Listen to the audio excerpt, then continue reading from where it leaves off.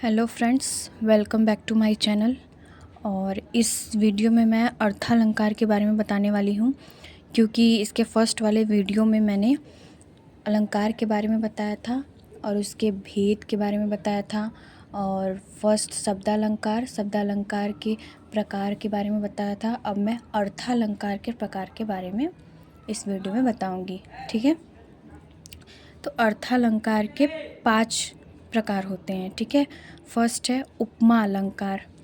जब उपमा में उपमेय की तुलना या समानता धर्म गुण क्रिया के आधार पर की जाती है, ठीक है। जब उपमा में उपमेय या किसी वस्तु की तुलना की जाती है या व्यक्ति की, ठीक है, वस्तु या व्यक्ति की तुलना की जाती है, उसके धर्म गुण क्रिया के आधार पर की जाती है, तो वहाँ पर उपमा अलंकार होता है, ठीक है। एग्जाम्पल देखिए, प्रातः नभ था बहुत गीला शंख जैसा। यहाँ पर नभ की जो है तुलना किससे की जा रही है? शंख से की जा रही है, ठीक है। यहाँ पे तुलना की जा रही है, तो यहाँ पे ये उपमा है और उपमेय है।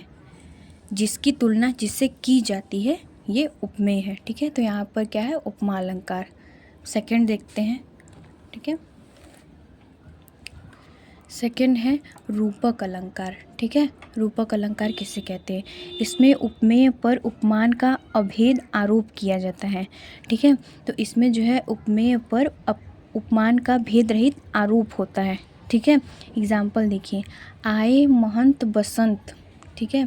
यहाँ बसंत पर महंत का आरोप है, ठीक है। थर्ड है उत्प्रेक्षा अलंकार। उत्प्रेक्षा अलंकार किसे कहते हैं?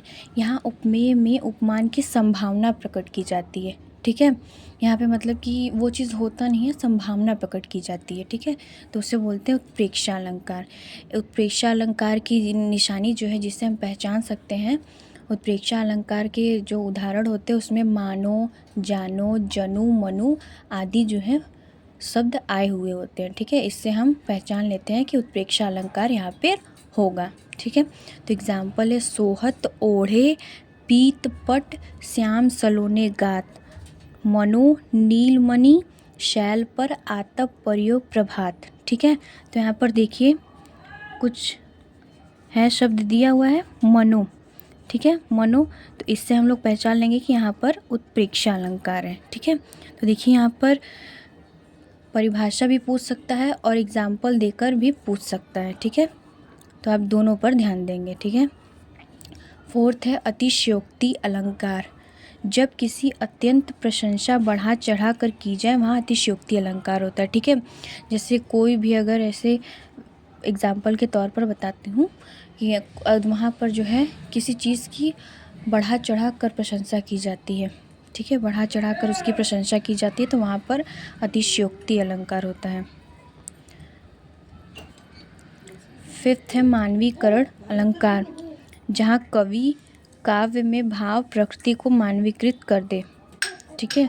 जहाँ कवि जो है भाव को और या प्रकृति को मानवीकृत, जैसे मानव की तरह जीवित जो है उसकी व्याख्या करे, वहाँ पर मानवीकरण अलंकार होता है, ठीक है।